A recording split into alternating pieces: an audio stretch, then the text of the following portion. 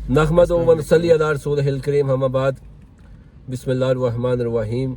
हम आपको मिलाने जा रहे हैं चौधरी आतिफ बुरच।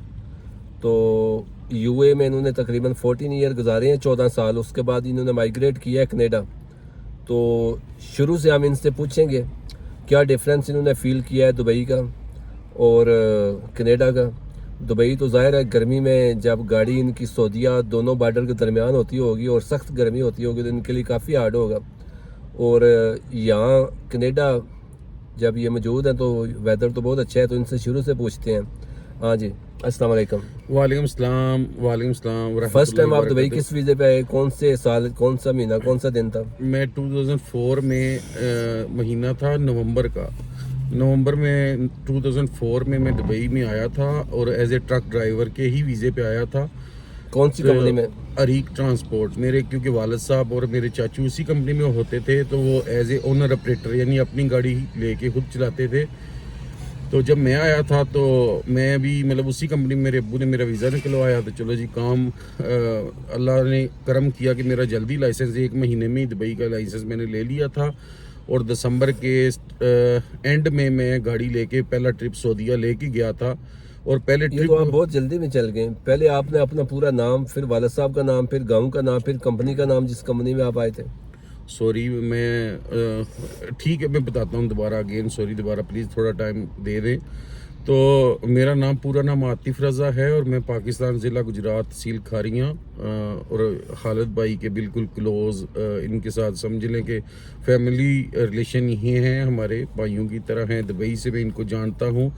और दूसरा कि मेरा गांव का नाम बुरच है। और इसके बाद मैं दुबई में आया था। उस वक़्त मैंने अपना कॉलेज ख़त्म किया था। मैंने 3 साल का डिप्लोमा किया था गुजरात स्वीडिश कॉलेज से। उसके फ़ौरन बाद जैसे ही वो फिनिश किया 2003 में मैंने, और 2004 में मैं दुबई चला गया था।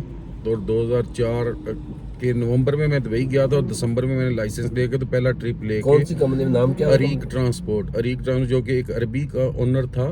तो दुबई में जैसा होता है कि हम लोग ज़्यादा मोस्टली अपनी ही गाड़ी डालते हैं उसकी नंबर प्लेट यूज़ करते हुए।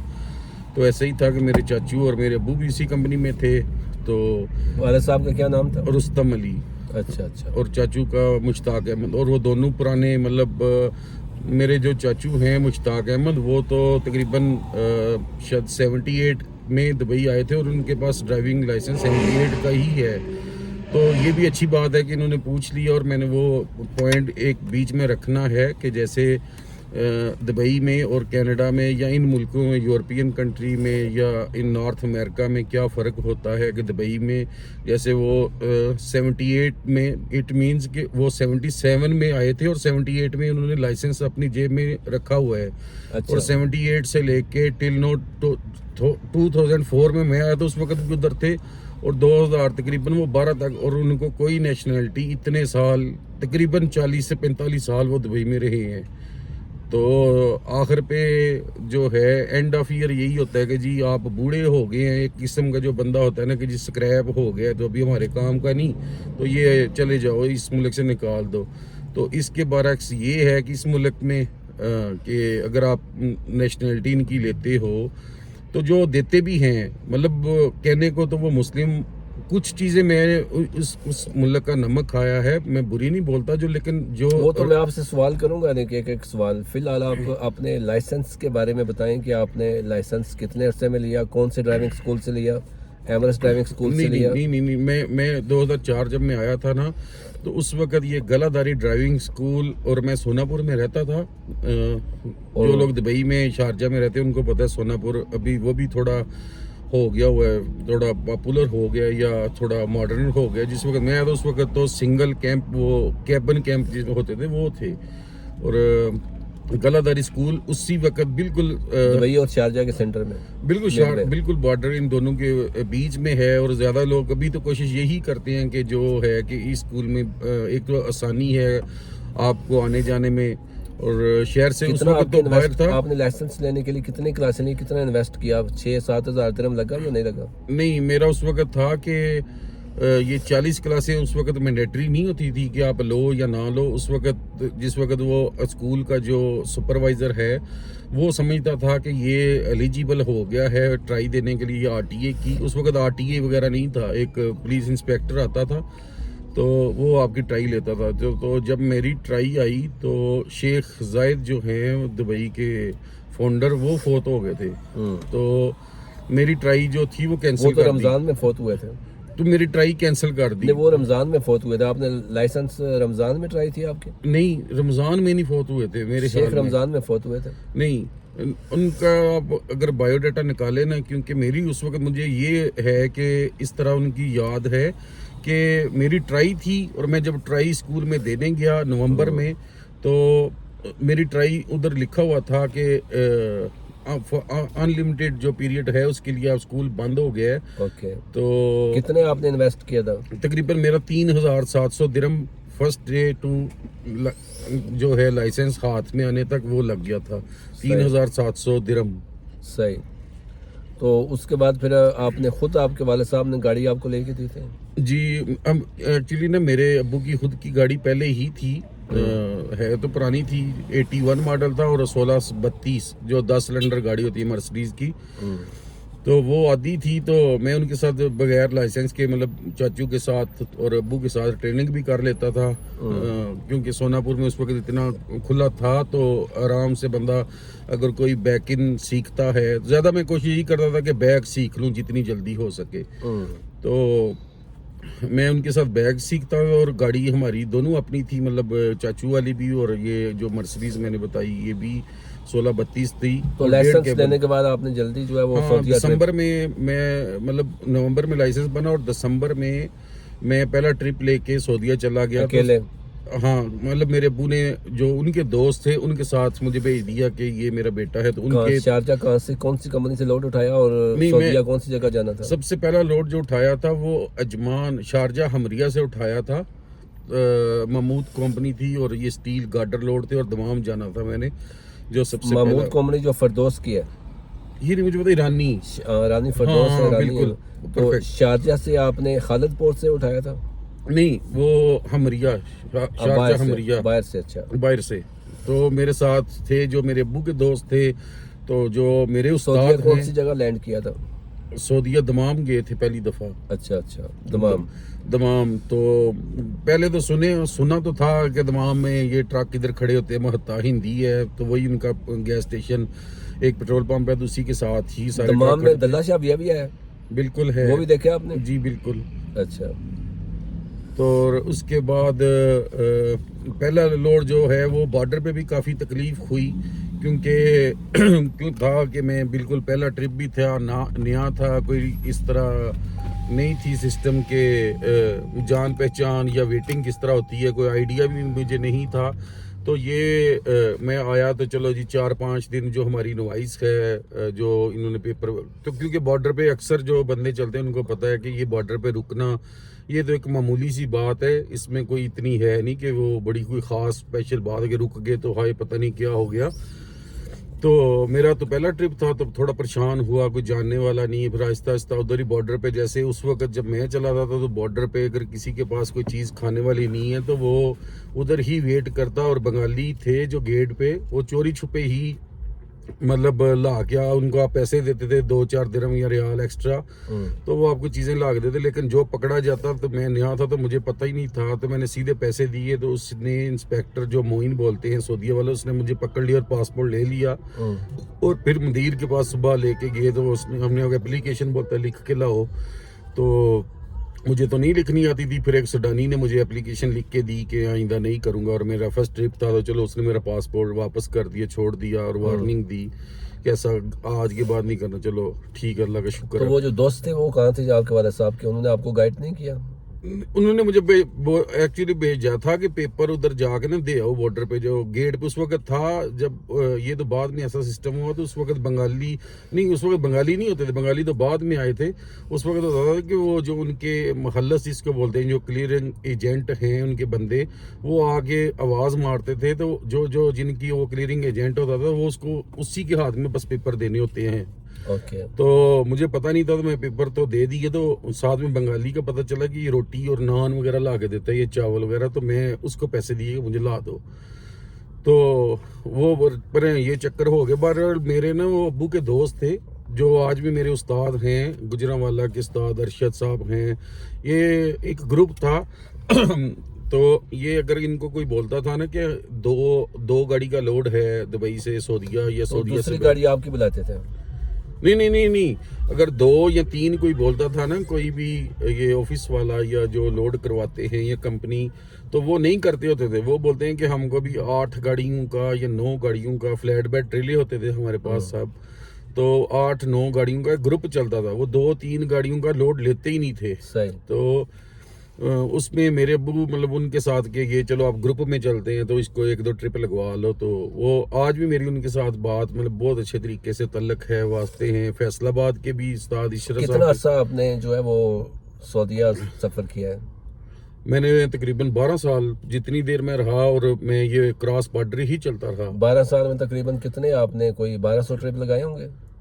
एक महीने की एवरेज निकाल लें कि जो भी 4 या बंदा 3? है अगर दमाम और रियाज है तो वो 4 ट्रिप लगाता था अप डाउन। अच्छा। उधर से भी लोड लेके आना, इधर से भी लेके जाना। और जो अगर जद्दा जाना है तो 2.5 ट्रिप लगते थे। कितने बंदे आपके साथ ऐसे जाते रहे जो ड्राइवर थे और किसी और की गाड़ी चलाते थे, और वो बॉर्डर पे या रास्ते में जो है वो एक्स्ट्रा बिल बनाते थे? अगर उन्होंने खर्चा गाड़ी के ऊपर 20 दिरहम किया और वो 100 का बिल बनाते थे। कितने बंदे आपने वहां देखे ऐसा करते? मैंने तो बहुत देखे हैं, और जो हैं परसेंटेज कितनी? 90% बंदे ऐसा करते थे? करते हैं 90% या 90%। बिल्कुल 10% मैं नहीं बोल सकता कि ईमानदार भी हर बंदे पे उंगली नहीं उठा सकता, लेकिन 90% बंदे बिल्कुल ऐसे हैं कि मुझे तो तरीके भी पता है क्योंकि मैंने एक जिंदगी गुजारी है और किस तरह होता था। वो ड्राइवर्स आप कह रहे हैं कि 90% ऐसा करते थे?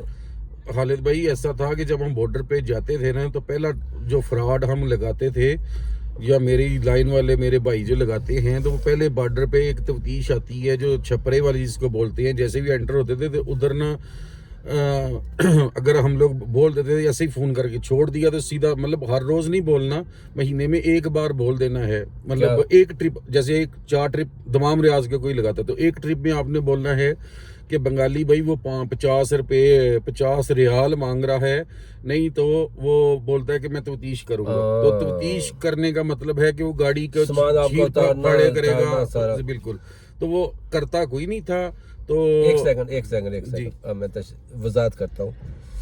महीने में एक बार जो है वो कोई ड्राइवर अपने ओनर को बोलते थे कि बंगाली जो है वो कह रहा है कि आप हमें 50 रुपये रिश्वत दो, अगर 50 रुपये आप मेरी जेब में नहीं डालेंगे मैं आपकी गाड़ी के ऊपर तफ्तीश लिख दूंगा और अंदर जाके आपका गाड़ी तफ्तीश होगी, आपका माल सारा खराब होगा, ज़ाया होगा।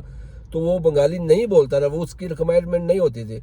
वो ड्राइवर जो है वो अपने मालिक को फोन पे बोल के वो 50 रुपये अपनी जेब में डाल देते थे। यही आप कह रहे हैं? जी बिल्कुल। और सेकंड ऑप्शन उसके बाद ये है कि एक टायर होता था कि टायर जी सबको पता था कि जो ये रोड असिस्टेंस वाले बैठे हैं, जो रोड के ऊपर पठान भाई बैठे हुए हैं पंचर लगाने वाले, हर पार्किंग में ऑलमोस्ट वो हैं बिजनेस। मतलब दुबई से लेके जैसे ही आप अल्फाया ट्रक रोड से शुरू करते हैं तो वो बॉर्डर तक हर पार्किंग में ऑलमोस्ट उनकी गाड़ी खड़ी रहती है। ओके। तो वो टायर अगर पंचर होता है या चेंज करते हैं तो 50 रियाल उनका फिक्स रेट जाहिर है वो दूर से तो हम लोग फिर ऐसे बोलते टायर भाई पंचर हो गया है। वो तो आप अपने मालिक को बोल के तो तकरीबन कितनी बार टायर पंचर करवाते थे? जो होता नहीं था कितनी बार मालिक को बोलते थे? एक महीने में अगर एक ट्रिप यानी 4 ट्रिप है ना, तो आप हर बार बोलोगे टायर पंचर हो गया, टायर तो मालिक को शक पड़ जाएगा। शक पड़ जाता है। तो एक बार आपने बोलना है, एक ट्रिप लेके गए आपने बोलना है कि छपरे वाले बंगाली ने जो हालत भाई उनकी वजाहत कर चुके हैं 50 रुपये उसके भी मार देने हैं। और अगर नेक्स्ट ट्रिप लेके आना है तो 50 रुपये। इसके बाद मैं बताता हूँ 50 रुपये आपने बोलना टायर पंचर की, दुबई से भी स्टार्ट करना है। 50 रुपये आपने अपनी जेब में लगा रख लिए जो लगे नहीं है। ओके। उसके बाद आप आगे निकले हैं तो ये 90% ड्राइवर ऐसा करते थे। और जो कैमरे में 90% हमारे जो है ये पाकिस्तानी मुसलमान सारे ही करते हैं। और हम ज़ाहिर मेरा बैठना उठना पाकिस्तानियों के साथ था। तो ओके, ये 2 स्टेप हो गए। उसके बाद तीसरा? उसके बाद दूसरा स्टेप ही उसी अगर कैमरे में जो भाई चलते हैं उनको पता है कि जो जैसे ही छपरे वाली जो बॉर्डर पे सऊदी बॉर्डर पे तफ्तीश होती है तो वो गाड़ी को कैमरे में भेज देते हैं। अच्छा। अभी तो अब गाड़ी लोड है, अनलोड है, खाली है, उस कैमरे में जाएगी। तो कैमरे में अक्स एक यूज वो वर्ड अरबी में करते हैं कि अक्स आ गया, कि अक्स मींस के कोई निशान ऐसे लगा देते हैं कि ये उधर उनको कैमरे में मतलब थोड़ा होता है, जैसे हमने ट्रेले के नीचे कोई पानी होता है जो, और जो जैसे सर को लगाने वाला तेल होता है तो वो रखा होता है, तो वो अक्सर लगा देते हैं कि ये लिक्विड किस चीज की है, या कुछ डाउट हो ओरिजिनल भी, तो वो अक्स कैमरा लगा देता है, मतलब निशान लगाता है, तो फिर वो गाड़ी को उतारते हैं। तो अक्स आ जाए तो हमारा अगर अक्स आ जाए तो वो छोड़ते नहीं है। ये नहीं हो सकता कि अक्स आ गया तो आप बंगाली को चाहे $5,000 दिरहम दे दो, वो नहीं छोड़ेगा। कानून है, यानी वो गवर्नमेंट उधर लेके आपको चेक लाजम करेगा जाके कि इधर था क्या, जो जैसे आपका किचन है जो ट्रेले में लगा, भी हमारे पाकिस्तानी भाई तो उसमें हम लोग करते थे कि वो अक्स नहीं, कैमरे में आपकी रिपोर्ट ओके है तो हम लोग एक ट्रिप में वो उसी ट्रिप में बोल भी देने हैं कि वो बॉस के या भाई वो ऐसा बोल रहा है कि अक्स आ गया है, तो अक्स निकालने का 50 या 100 जितने में, अगर वो 100 बोलते थे और नहीं ये 100 ज्यादा मांगता है, मतलब गाड़ी का जो ओनर है कंपनी का मालिक वो 100 2-4 बंगाली को गालियां दे के, तो उसने बोलना था कि नहीं उसको हरामी फलां इस ऐसे बंदे को ऐसा बोल, गालियां 2-4 निकाल के नहीं 100 तो ज्यादा 50 दे दो, तो उसको ₹1 भी नहीं देना होता था, तो 50 रुपए जेब में। तीन स्टेप हो गया, उसके बाद चौथा 100 कमा लिया, उसके बाद नहीं 150 कमा लिया, 50 पंचर टायर पंचर में 50 जो है वो अंदर जो आ गया उन्होंने सामने जहाँ गैराज में खड़ा करना है जी, उसका आ गया कि बंगाली कह रहा है कि आपकी गाड़ी तफ्तीश लिख दूंगा उसमें, और 50 एक्स में आ गया 150 कमा दिया। उसके बाद जब आपने गाड़ी रैंप पे लगानी है, ज्यादा मोस्टली जो रैंप चले, रैंप की भी और दूसरी फोक लिफ्ट वाले की बात भी कर बॉर्डर पे, अच्छा, क्योंकि सामान उतारना पड़ता है। तो जो रैंप की गाड़ी होती है उनको देते हैं 25 या 30 रुपए और रियाल के गाड़ी उतारने में, एक साइड गाड़ी की अनलोड करनी होती है। उधर लिखा तो मोटे मोटे लफ्जों में है कि आप इनको बंगालियों को पैसे नहीं दे सकते, और सामने भी नहीं दे सकते, आप पैसे नहीं देंगे, लेकिन हम लोग बंगाली लेते भी हैं और हम देते भी हैं पैसे उनको 30 रुपए, लेकिन जब 30 देते हैं तो उस पर्ची पे हम लिखते हैं कि 60 या 100 दिरहम लगा है। अच्छा। और अगर आपको कुछ पैसों की ज्यादा जरूरत है, आपने 25 रियाल वाला तो कार्ड डालना है अपने फोन में, तो फिर हम लोग ऐसे ही करते थे कि चलो जी ये ना 100 रुपए मांग रहा है, वो 150 मांग रहा है, तो 100 जेब में डाल लेना, 100 डाल लेना, 50 में तो वो खुश हो जाते थे। ड्राइवर ने 250 कमा लिया उसके बाद जी बिल्कुल। उसके बाद जो सबसे ज्यादा, ये तो है मामूली अखराजात, जब हम लोग और डीजल का दमाम का उस वक्त मैं था जब, तो उस वक्त 25 हलाले पर लीटर डीजल का रेट 25 फिल्स पर लीटर, हाँ 25 सेंट था। तो उस वक्त दमाम से जो गाड़ी चलती थी, बल्कि दुबई वापसी भी हम रख के आते थे, दुबई से कोई बंदा डीजल नहीं डालता जो बंदा सऊदीया क्रॉस बॉर्डर चलता है। वहाँ आपको 600 लीटर की इजाजत नहीं होती थी? इजाजत है, लेकिन 600 लीटर, हाँ जी, पहले तो बड़ी टंकियां थी, लेकिन बाद में उन्होंने काट दी, तो उस काटने के बाद 600 लीटर की अप्रूव्ड की थी कि 600 आप लगवा सकते हो, लेकिन 600 भी दुबई जाते थे फिर भी हम 40-45 गैलन उसमें बेचते थे। मतलब वो बेच के मालिक की जेब में जाता था या ड्राइवर की जेब में? कुछ मालिक जो हैं जिनके गराज वगैरह अपने थे, वो गाड़ी उधर पहुंचती थी तो खुद निकाल के डीजल मशीन से, तो वो उतना ही आपको माप के पूरा इंची टेप के साथ कि इतना ही गाड़ी में पहुंचेगी। कुछ तो जो नहीं जिनके गराज वगैरह थे तो वो लोग खुद ही ड्राइवर बेच जाते थे कि ये है, तो कुछ ये सिस्टम होता था। तो और उसके बाद 3 स्टेप 4 स्टेप पे ड्राइवर ने मालिक को धोखा किया, उसके बाद 5वां 6वां 7वां स्टेप। उसके बाद था डीजल डलता था उस वक्त 450 10-20 रियाल ऊपर नीचे हो जाए तो अलग बात होती है, क्योंकि हर गाड़ी की इंजन की पावर की वजह से हवा लोड सारी चीजें मैटर करती हैं। तो 450, तो हम लोग 550 रियाल लिखते थे कि 100 रियाल का डीजल ज्यादा ही डला है। मतलब हर बंदा जो बंदा नया भी होता था ना, तो पुराने उसको बताते थे कि हम पकड़े न जाएं, तो उसको बोलते थे कि आपने लिखना है 450 का। कितने परसेंट? ये 99% ऐसा करते थे? बिल्कुल, मुझे कंफर्म है, 99% ड्राइवर ऐसा करते, ऐसा ही करते हैं। तो जो मालिक खुद चलाते थे जो मालिक खुद पहले गाड़ी चलाते रहे, जैसे हमारे भाई साजिद हैं, जी, वो तो बिल्कुल। खुद चलाते रहे, तो फिर उनके ड्राइवर किस तरह ऐसे करते थे? वो उन ज़ाहिर है, अगर कुछ चीज़ें होती हैं जो नहीं कर सकते, जो बंदा खुद एक वक्त गुजारा हुआ है जिन लोगों ने, तो वो जैसे साजिद भाई चलाते रहे, अगर मैं उनको बोलूँ 550 का, तो उन्होंने एक उधर 2 साल या 10 साल गाड़ी चलाई, तो उनको पता है कि भाई 450 का सही डीजल लगना आता है, तो उसके तो वो आगे ये उसके तो अभी आगे डीजल में 100 वो आ रही है, उसके ये आगे पांचवा स्टेप। उसके आगे ये है कि अगर साजिद भाई या उन जैसे जो प्रोफेशनल चलते भी रहे हैं, ड्राइवर के हाथ में है कि फ्रॉड किस तरह के करने हैं। आगे जब हम लोग दोबारा उधर से लोड उठाते हैं तो 1200 का 1300 का लोड उठाएंगे, 1200 वापसी पर। और मैं गारंटी देता हूँ इस चीज की कि 900 के ऊपर कोई नहीं बताएगा कि 900 से ऊपर लोड उठाया, जिसकी गाड़ी में अपनी है। तमाम अड्डे पे जाके ड्राइवर ने खुद डील करनी होती है कि वहां से जो जेंट लोड देते हैं 100% ही ड्राइवर ने खुद डील करनी होती है। जी, बिल्कुल। तो ड्राइवर अपने मालिक को कहता है 900 से ऊपर नहीं बढ़ रही, अगर आप कहते हो तो मैं खाली वापस आ जाता हूँ, कहते हो मैं 900 में उठा लेता हूँ। बिल्कुल ऐसे ही है। तो ये जो 300-400 जो वहां से जेब में डालना होता है, कितने फीसद ड्राइवर ऐसा करते हैं?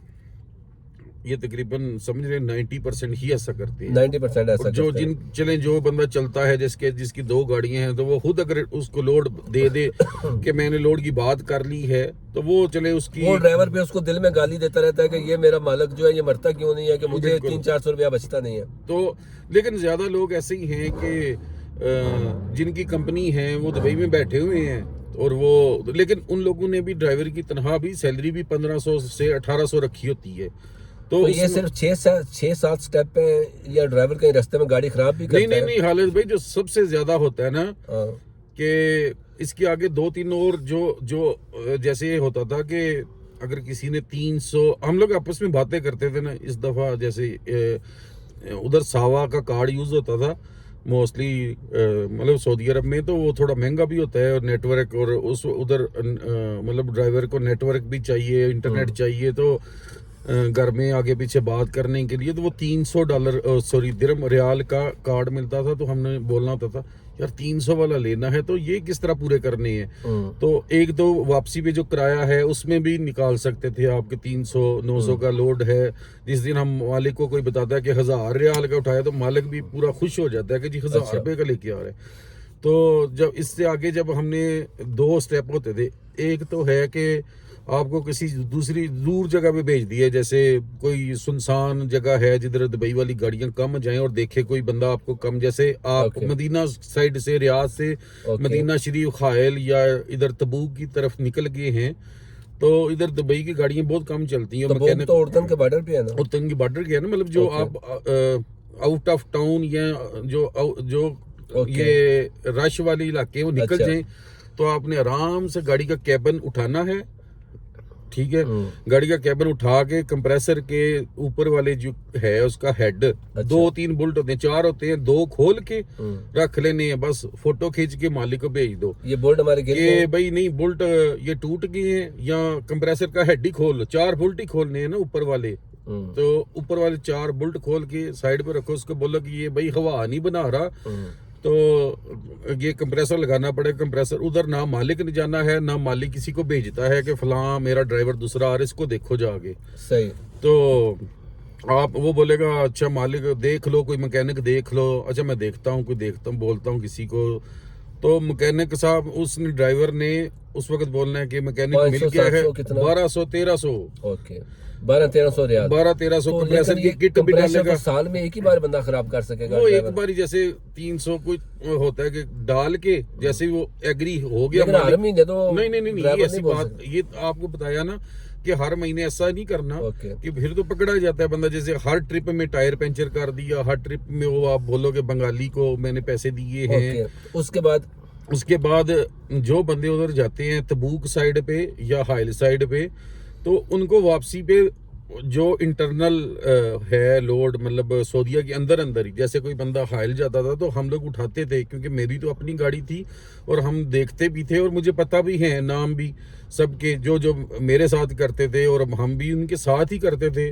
तो आप उनके साथ क्या मतलब साथ काम है, जैसे हम लोग दमाम गए हैं, जो कि इलीगल, दमाम से आगे हमने लोड उठा लिया, चले गए मदीना शरीफ चले गए, अच्छा, तो या हाइल गए हैं। एक सेकंड, मालिक ने भेजा है दमाम, लोड खाली करने के लिए। बिल्कुल तमाम से बंदे को वहां मिल गया है कोई लोड मदीना मुनव्वरा का, तो बंदे ने 2 दिन, 1 दिन जाने में 1 दिन आने में वो पैसे लोड के अपनी जेब में डाल के, तो मालिक को ये बताने हम वहां स्टैंड पे खड़े हैं लोड का इंतजार कर रहे हैं। हाँ, ये बात कर रहे हो आप? बिल्कुल। कुछ तो वहाँ सऊदीया में 10,000 रियाल जुर्माना नहीं है अगर कोई बंदा जुर्माना है, लेकिन दुबई के नंबर में वहाँ काम करेगा तो? बिल्कुल जुर्माना है, लेकिन वो जो स्केल वाले, जो मिजान वाले जिसको हम बोलते हैं, जो जुर्माना देते हैं, हाँ। अगर हम लोग हाली जाए ना उनकी स्केल से, तो वो खुद पूछते हैं कि तुम भाई हाली किधर जा रहे हो। अच्छा। तो उनको बोले ना कि लोड नहीं मिला, तो वो बोलता क्यों नहीं उठाया। अगर वो आपने सऊदीया का उठाया हुआ है लोड, तो एक तो अगर दुबई का उठाया हो तो आप उसको बोलेगा पेपर किधर हैं, आप पेपर दिखा दो उसके, भाई ये पेपर हैं, फिर तो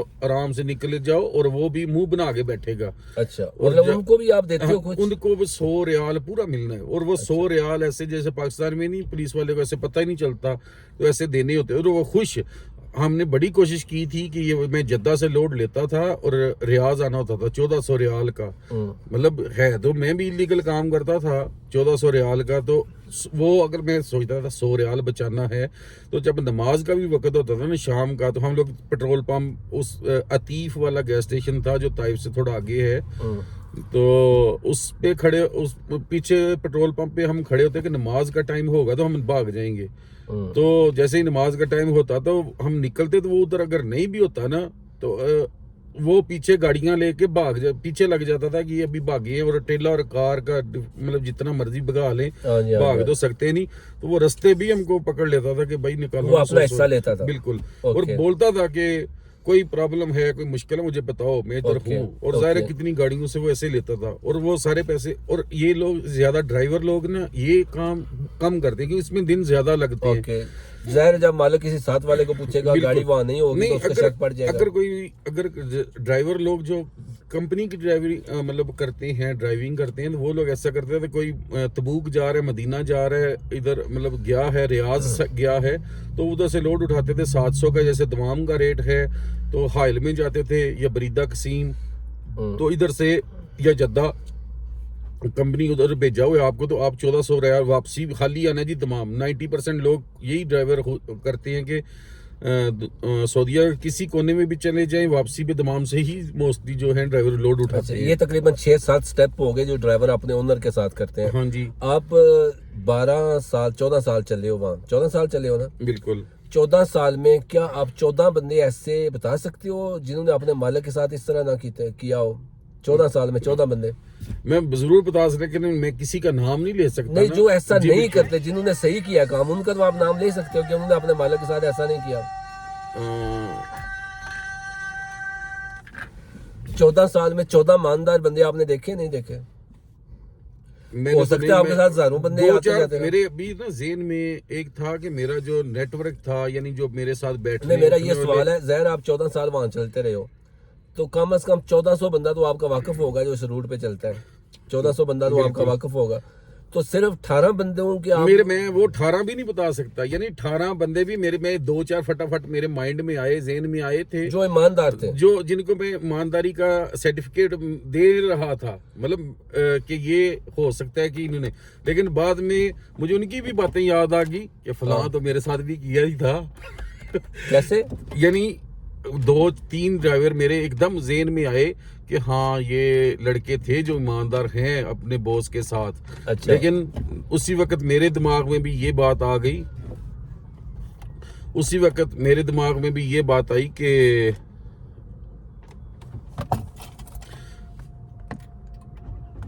अच्छा। हाँ, उसी वक्त मेरे दिमाग में भी ये बात आ गई कि उन्होंने, जब मैं चलता था तो मेरे साथ चले, मैं अपनी गाड़ी चलाता था, और जब ये थे मेरे साथ, इन्होंने फलां ट्रिप लगाए थे, तो ये अपनी जेब में ही पैसे, मैं मतलब 14 सालों में 18 बंदों के नाम भी नहीं बता सकता कि वो ईमानदार पूरे, जिनको मैं पूरा मतलब दूं कि ये नाप तोल हर चीज में बराबर निकले हैं।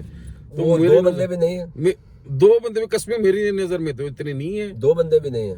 मुझे मतलब नाम शायद मेरे दिमाग में भी काफी टाइम हो गया कि मैं दुबई को छोड़े हुए 5 साल हो गए हैं, तो मेरे दिमाग में अभी तक तो कोई भी नहीं आ रहा। तो वैसे आपको गाड़ी आपके वालिद साहब और आपके चाचू ने लेके दी, आपने भी कभी सोचा है चलो जेब खर्च को लादा करके रख लूं, ऐसे ही कोई अपना अखराजात किसी यार दोस्त को भेजने होते हैं, आपने भी कभी ऐसा सोचा था?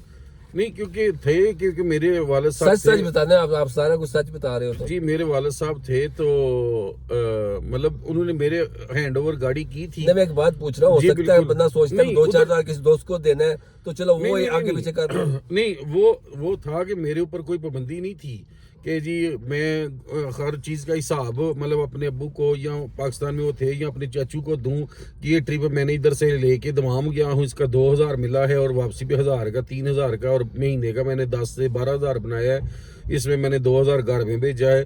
वो जितने बचते थे, जितना मेरा मुनाफा था या नुकसान था, वो मैं खुद ही डील करता नहीं, था। एक से आप बातों को थोड़ा मिक्स हो रहा है ना। मैं कह रहा हूँ कि आपने खुद कभी मतलब है कि धोखा या अपने चाचे अपने वाला साहब के साथ, चाचू के साथ थोड़ा इधर साइड में नहीं किया, इस जेब से इस नहीं जेब ना, में नहीं उन्होंने किया? नहीं, मैं उस वो वाली हमारे इस तरह का सिस्टम नहीं है अच्छा, actually था। मतलब है कि आप फिर वो 1400 बंदों में आप खुद को कह सकते हो कि मैंने नहीं किया, क्योंकि आप खुद गाड़ी के मालिक थे, इसलिए आपने कोई इस तरह नहीं किया। नहीं, देखिए, एक होता है कि मैं तो पहले दिन से जब गया तो मैं गाड़ी जो है मालिक थे।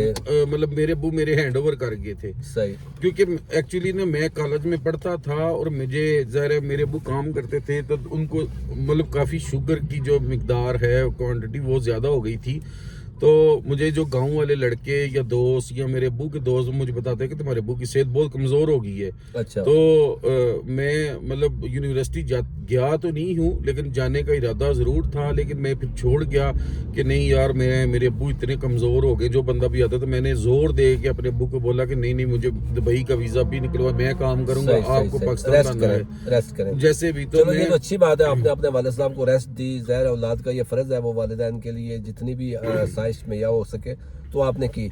मेरा जो है ये सवाल है कि वो बंदे जो इस तरह करते थे, अपने मालिक के साथ धोखा करते थे आपके सामने, जी बिल्कुल। या और भी कुछ ऐसे दोस्त होंगे जिनकी अपनी गाड़ी होगी और वो नहीं करते होंगे, काफ़ी सारे ऐसे बंदे होंगे, और वो हाजी साहब भी होंगे, जितने ड्राइवर वहाँ जाते हैं वो उम्रा भी हर बार करते हैं, हज भी करते हैं वहाँ हर बार। तो जो करते थे हेरा फेरी मालिक के साथ, तो वो जा गया उम्रा भी करते थे फिर दोबारा। उम्रा जो ज़ाहिर है जो बंदा पक्का जद्दा चलता है ना, वो तो दूर पहाड़ों से दूर से इस्लाम करते हैं। अच्छा। और जो बंदा दमाम रियाज जाता है, वो जब उनका जद्दा का चक्कर लगे जी, महीने में एक बार, तो वो उम्रा करते वो हैं। लाजम तो करते वो हैं। एक बार भी उम्रा करते सोचते नहीं थे कि हम सारे रास्ते अपने मालिक के साथ धोखा करते आए हैं, खुद के साथ धोखा करने आए हैं, हम किस मुंह से जाएंगे बैतुल मुकद्दस को देखने के लिए, किस तरह हम जाएंगे खाना काबा को देखने के लिए, वो कभी वो सोचते थे? खालिद भाई, हम लोग ज़रा जब भी चलते थे जद्दा की साइड पे या दमाम रियाज के, तो जब हम निकलते थे तो अबू धाबी हमारा स्टाफ होता था कि दुबई वाले पुलिस वाले पकड़ लेते हैं, हाँ। जी आरटीए वाले पकड़ लेते, दुबई की हदूद निकल के ना आप गंतूत में खड़े होते थे? हम गंतूत में गंतूत, अबू अल्फाया, धाबी अल्फाया। मुसफ़ा, हाँ, अल्फाया खत्म होने के बाद जो अबू धाबी तारीफ। मार्केट होती है, तारीफ, जो नहीं, मरफा। हाँ, उधर अबू धाबी मुसफ़ा में एक बड़ी मार्केट बनी थी रोड के ओके। ऊपर। अच्छा। एक दो उधर नाश्ता करना, ये सामान लेना था, जो ग्रोसरी वगैरह हमने ओके। करनी थी, तो फिर? उधर ही वेट करना कि उधर ग्रुप बन जाए 4-5 या मतलब इतना ओके। टाइम हो गया था। तो उधर अगर ना भी आपने ग्रुप बना के चलना हो तो उधर को 8-7 मिल ही जाते हैं अच्छा। कि चलो जी सुबह तुम चलो इकट्ठे चलते हैं। अच्छा। तो फिर बॉर्डर पे भी इकट्ठे बैठना उठना, गाड़ियां पार करना, यानी 7-8 दिन अपने बॉर्डर पे गुजारने हैं।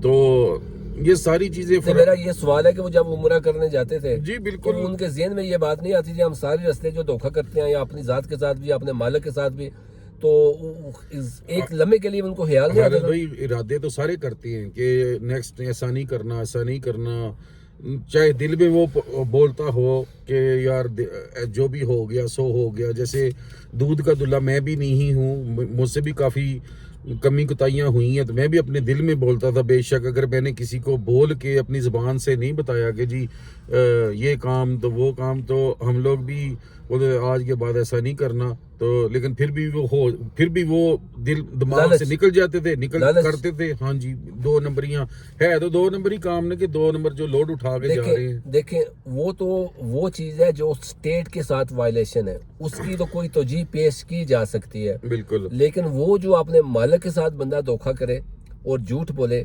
क्योंकि अल्लाह तबारक व तआला ने कुरान पाक में फरमाया, या अय्युहल्लज़ीना आमनू तक़ुल्लाह व क़ूलू क़ौलन सदीदा, बिल्कुल। ऐ लोगों जो ईमान लाए हो वो हमेशा सच्ची बात करें। फिर अल्लाह तबारक व तआला ने कुरान पाक में लानतुल्लाह अलल काज़िबीन लानत की है झूठों के ऊपर। बिल्कुल। तो जो इन ड्राइवरों के साथ ग्रुप में जो बड़े आदमी होते थे, जिनकी उम्र ज़्यादा होती थी, जिनके पास इस्लामी तालीम होती थी, वो उनको मना नहीं करते थे कि आप ऐसा ना करो। खालिद भाई, एक तो है कि झूठ, अगर कोई बंदा स्पेशली ट्रक ड्राइवर है तो और वो उसको बोलेंगे झूठ नहीं बोलना, हाँ। और मालिक खुद भी बुलवाते हैं। ये नहीं है कि वो बंदा खुद बस मालिक के साथ ही झूठ बोले, मालिक भी बोल देते हैं। अगर जैसे मतलब जो ट्रक ड्राइवर है, एक तो हवा अगर चल पड़ी है ना, उसको भी गालियां देना शुरू कर देता है। मतलब गाली देना गुनाह है, अच्छी बात नहीं है, लेकिन फिर भी अगर हवा ज्यादा है, कोई पत्थर आ गया आगे, उसको गाली इसके दे। रीजंस क्या है कि ये ड्राइवर जितना ये तबका है सारा, हाँ, जितने आपने वहाँ ट्रांसपोर्टर देखे हैं, उनकी दीनी तालीम कम है, या वो ऐसे माहौल में परवरिश पाते हैं कि वो आराम भी आता है, माहौल- आराम खाते हैं, तो इस वजह से वो सारा ये माहौल behavior करते हैं। माहौल ऐसा है, माहौल ही ऐसा है, क्योंकि अच्छा। मालिक भी इसमें इन्वॉल्व हो जाता है। क्योंकि जब हम लोग अगर किसी जगह पे नहीं पहुंचते लोड उठाने के लिए, थोड़े तो मालिक बहुत झूठ बोलते हैं, ड्राइवर मा- पहुंच गया, हाँ, पहुंच गया, पहुंच गया। ड्राइवर उसके साथ भी बोलेंगे फलां जगह है, फलां जगह है। फिर अगर ओके, वो और अभी वीडियो काफी लंबी हो गई है, ये यूट्यूब के ऊपर जानी है, और बंदे फिर जो है वो बाद में तंग ना हो जाए। अभी लास्ट एक दो सवाल करके फिर इंक्लूड करते हैं, फिर दोबारा जो है दूसरा स्टेप जो है वो कनाडा के बारे में बनाएंगे, वो क्या डिफरेंस है। अभी ये कितने ओनर आपने ऐसे देखे हैं जिन्होंने कभी गाली ना दी हो, कभी झूठ ना बोला हो, ईमानदारी की हो, कभी कितने ओनर आपने ऐसे देखे हैं? मैंने कोई नहीं देखा, एक ओनर नहीं देखा एक आपने? भी नहीं देखा। अच्छा। मेरे मेरे जाहिर है सर्कल था, इधर भी है, इधर काफी सारे अभी आपने जो है यानी कब से आप मुझे जानते हैं? तकरीबन मैंने आपके साथ मुलाकात, मतलब आज तक मेरे ख्याल में आपके साथ पहली मुलाकात है। हाँ जी। लेकिन नाम के थ्रू मैं तकरीबन 8-10 साल से मैं जानता तो हूँ। मेरे बारे में कभी किसी ने बोला है मैं गालियां देता हूँ, झूठ बोलता हूँ? मुझे नहीं किसी ने आज तक आपके बारे में नहीं बोला, अच्छा। क्योंकि आपकी जो बात होती है, आपके रेफरेंस में जो बात, वो एक यासर भाई हैं जो दुबई में हैं, जब उनसे बात होती है, या एक शामपुर के 2-4 लड़के हैं, इमरान, जब उनके साथ बात होती है तो वो आपका कभी जिक्र जरूर हो जाता है। और स्पेशली यासर भाई हैं, जो उनके साथ बात हो तो वो आपका जिक्र कोई मतलब अच्छे अल्फाज में ही करते हैं। तो आप अभी उनका व्हाट्सएप नंबर ऑन है यासर भाई का आपके पास? आपका व्हाट्सएप चल रहा है अभी? बिल्कुल चल रहा है। तो उन वहाँ क्या वक्त होगा अभी? इधर से पूरे 12 घंटे का डिफरेंस है। मतलब यहाँ भी रात को 9 बजे अगर है। 9:45 है तो उधर सुबह के तकरीबन आप 8:45। व्हाट्सएप पे उनको कॉल करते हो? बिल्कुल करता हूँ। अभी उनको कॉल करें व्हाट्सएप के ऊपर, तो उनको पूछें कि मतलब है खालिद भी झूठ बोलता है ना ट्रांसपोर्टरों में, या कभी नहीं झूठ बोला? ये सिर्फ सवाल पूछना है उनसे। शायद वो भी ना, उनको आपने नहीं बताना मैं आपके साथ हूँ, अचानक कॉल करनी है। कोशिश करता हूँ। ये करें। कॉल, ये देखिए यस्टरडे। हाँ जी, करें कॉल, फिर स्पीकर ऑन करके उनको ये नहीं बताना कि मैं साथ बैठा हूँ, ये सवाल सिर्फ पूछना है। उनका नेट नहीं चल रहा।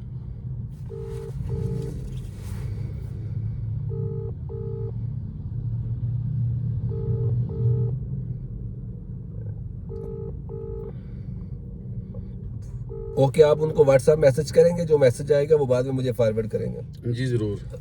ओके, मतलब है कि आपने कोई एक मालिक भी ऐसा नहीं देखा जो सच और जो इस्लाम ने तालीमात दी है उन पे पूरा उतरता हो? मैंने नहीं देखा। ओके, तो दुबई मतलब है कि जितना अरसा आपने गुजारा है, एक इस्लामी मुल्क तो था, लेकिन जो हमारे बंदे हैं खासकर पंजाब, जिनके साथ आपका वास्ता था, तो उनके अंदर जो है वो इस्लाम की तालीमात जो है वो नजर नहीं आती थी, ऐसा ही है? हैं, लेकिन कुछ बातें और कुछ हरकतें उनकी भी देख के, मतलब जो एक बंदा नमाज पढ़ता है तो मैं बोलूँ कि नमाज भी पढ़ता है, रमज़ान के रोज़े भी रखता है, तो जब मेरे साथ बात करता है तो अच्छे तरीके से बात करता है। लेकिन बाद में कुछ ऐसे बंदे हैं जो आपके साथ मुंह पे तो बहुत अच्छे हैं, गाली भी नहीं दे रहे, लेकिन आपके बैकग्राउंड में जैसे आपको कुछ सीधी बात नहीं उन्होंने बतानी। आपको भी पता है कि ये अगर लेट्स से मैं मिसाल दे देता हूँ, अगर कोई भी ये इस तरह के मैंने बंदे देखे हैं जो मुखलिस हैं, मतलब झूठ भी नहीं बोलना किसी, आप उनसे इतना ही पूछ लो कि ये जो आपने लोड उठाया है तो आप प्लीज़ इसका मुझे नंबर दे दे, मैं नया हूँ, मैं भी इसको कॉल, वो आपको नंबर नहीं देंगे। तो मतलब ये फिर इस्लाम इस तरह तो नहीं हमको बोलता कि तुम सिर्फ अपने भाई का मतलब क्यों नहीं सोच रहे, अपनी सोच रहे हो। वो भी अगर आप नहीं लोड उठाओगे, आपने चलो लोड उठा लिया सही। और पूरा एक हफ्ता जो बाकी है आप चलो, नेक्स्ट वीक में आओगे। ये तो स्टेप है, सेकंड स्टेप है, ये तो बिजनेस का स्टेप है। लेकिन किसी के साथ चीट करना, जानते बूझते हुए किसी को धोखा देना, माल में हेराफेरी करना, ये तो इंतहाई गलत बात है। बिल्कुल। तो इसमें तो नाजरीन आप देखते रहें। अब दूसरा स्टेप जो है, जो भाई ने अमारात में वक्त गुजारा है और बाद में जो इन्होंने कनाडा में टाइम गुजारा है, उसके ऊपर भी हम डिस्कस करके एक दूसरी वीडियो बनाएंगे। जज़ाकल्लाह।